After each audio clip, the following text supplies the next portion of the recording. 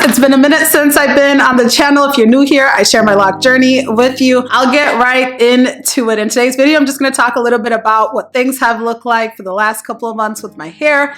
I'm about 3 months into my micro lock journey and I'm completely loving it. Thought it would be good for me to just come chit chat a little bit. I tried to go live a little bit ago and I don't know how I felt about it. Not sure if I liked it, but I think I'm comfortable with the videos. Not saying that I'm going to stick to my comfort zone, but it would be nice to have a live. If you'd be interested in a live interaction, please let me know. And then maybe I can schedule something so that there's dialogue, because it's a little bit awkward when there's no interaction, but we'll get started. So I am 3 months into my microlock journey. I'm going to show you what things are looking like right now. So these are my parts. I just got a retightening yesterday and I'll show you the back as well.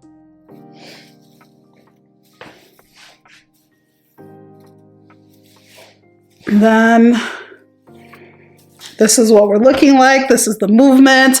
I absolutely love it. So if you remember my previous set of locks, I didn't have a middle part, a center part that was quite pronounced.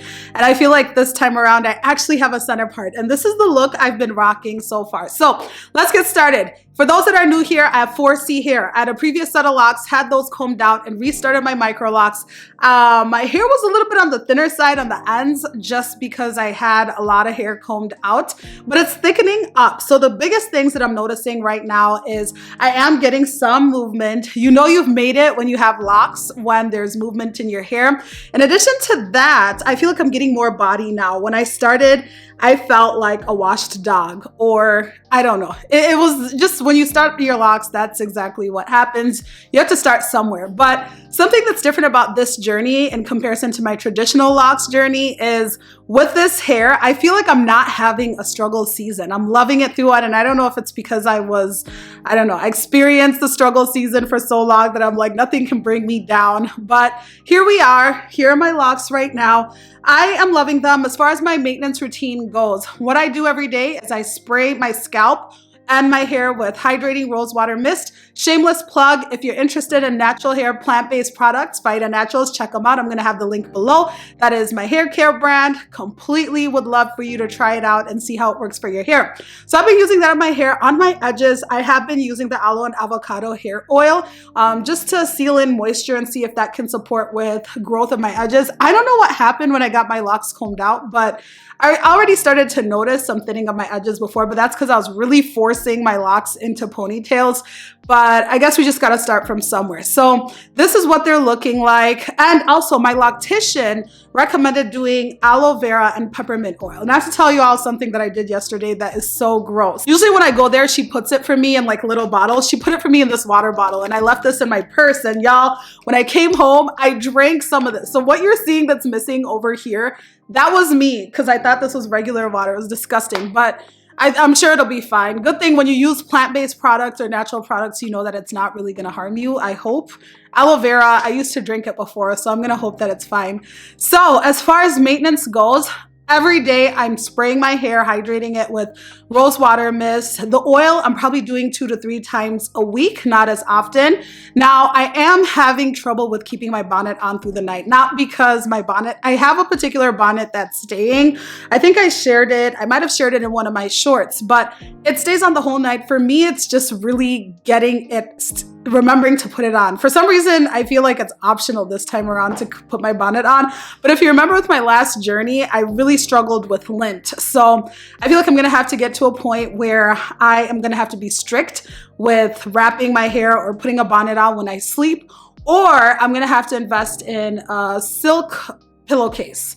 That way I can prevent lint, but so far I haven't noticed any lint. Now the volume really came faster than I expected it to come. I feel like one day I just woke up and it was getting thicker and thicker, as you can see, but I am having some, is it bunching?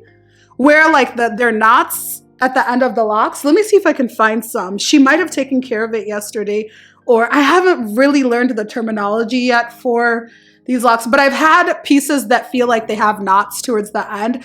I don't worry too much. If you know me on this lock journey, I'm very laid back about it. The reason why I have locks, why I chose to go with this lifestyle, is because I want low stress, low maintenance, and things that are not as complicated. So as long as it's not going to ruin my locks completely, I think I'm just taking a more calm and relaxed approach. And maybe that's it.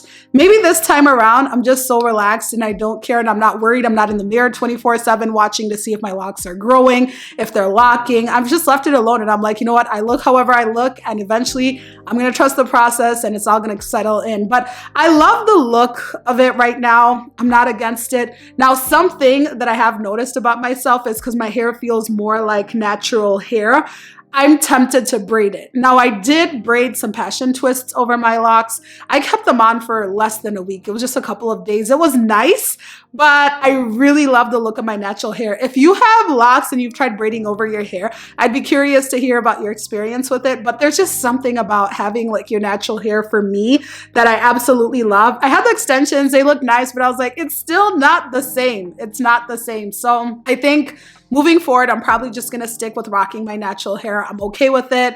Every time I try and do something else, it just doesn't work out so well. So any negative things? Oh, here's one. I'm going to show you one.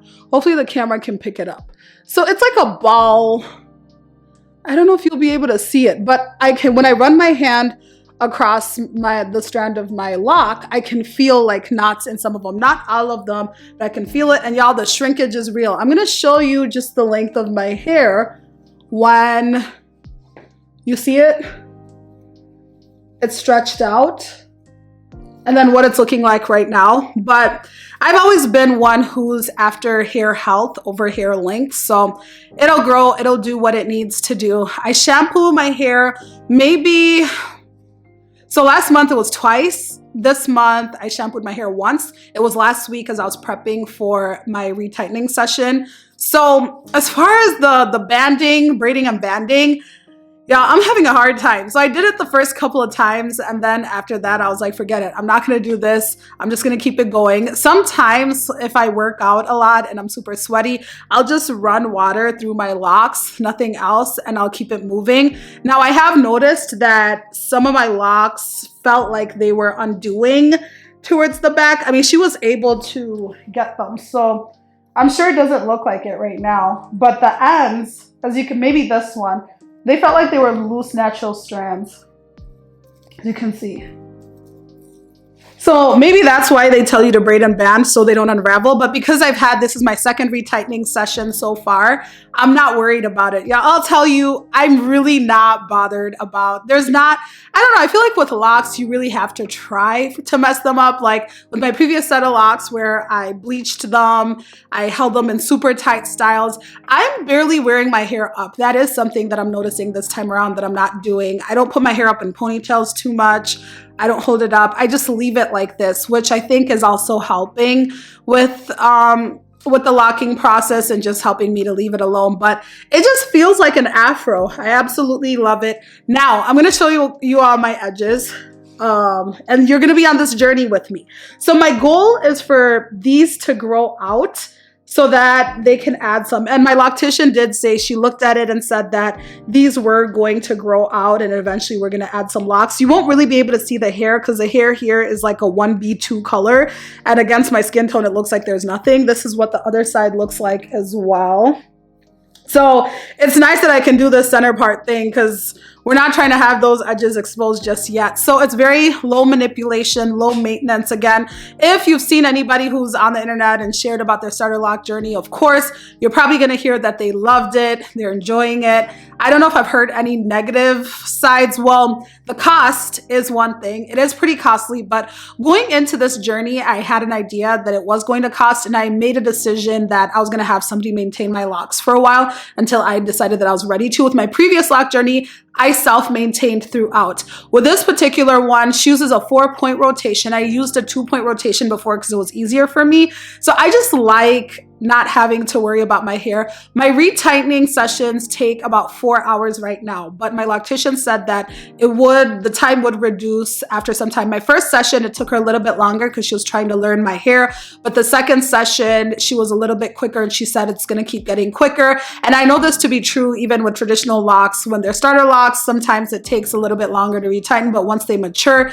it's faster to go through the process. So I love that I can just relax during those 4 hours. She's doing it, and she's very light-handed as well, so I'm not feeling any tension, any pulling. And I think for me, what's really made my retightening session enjoyable is I really enjoy my loctician. Her personality is great. We have a lot of things in common. When we're catching up, we feel like old friends. And guys, I think really, if you're going to have someone, the other day I was just thinking about, if I'm going to have somebody in my hair, touching my hair, working on my hair, I would rather have them have a good heart, a clean spirit. Because you know how sometimes you encounter mean people who don't listen to you, who kind of treat you like, I don't know, in some way. I can't deal with that bad energy. It's just not for me. So this is the year. 2024 is the year where we're controlling all the energy that is around us. You know, we've already dealt with how people talk about our hair, making sure that we check them, making sure that we're showing up confidently. And another piece of it is just controlling our environment. So that's another piece. I genuinely enjoy my loctician. It did take me a while to come across her, and I really feel like it was divine timing that the Lord really connected us divinely, because I looked and reached out to so many people, and so many people were booked. That's another downside too. If you are considering getting starter microlocks or sister locks, now my loctician is a sister loctician, and she also was like, yeah, it's very, the grid pattern and everything is particular, but she said my hair, they're similar to sister locks, but we're just going to stick with microlocks for the sake of not being, I don't know, attacked or anything of that sort.